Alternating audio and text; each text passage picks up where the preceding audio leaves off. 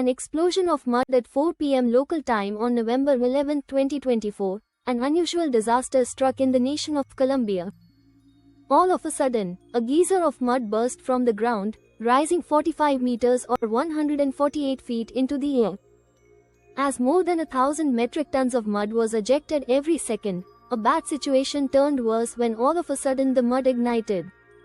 This immediately singed everything in a 100-meter radius, being followed by an expanding 800-meter or 2,625-foot high fireball which shot into the sky, carrying with it large amounts of debris.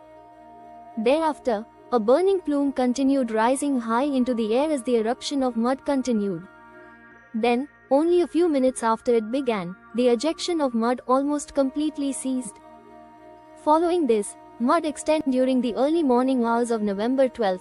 Another eruption of mud occurred, this time with no ignition happening, with mud rapidly flowing as much as a kilometer downslope.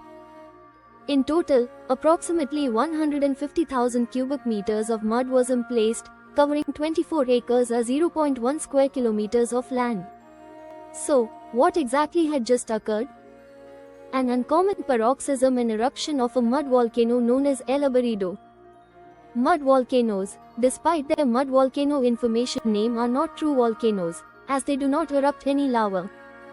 While mud volcanoes can be associated with actual volcanoes such as at the Salton Buttes volcano in California where carbon dioxide propels mud upwards due to the heat transferred from underlying magma, they can also form in non-volcanic environments due to the at-depth presence of natural gas deposits.